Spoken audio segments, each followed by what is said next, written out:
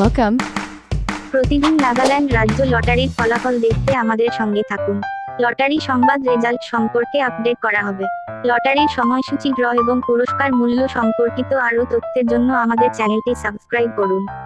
প্রতিদিনের লটারির রেজাল্ট সম্পর্কে আরও তথ্যের জন্য বেল আইকনটি অন করুন। আপনি এখানে সব ফলাফল চেক করতে পারবেন।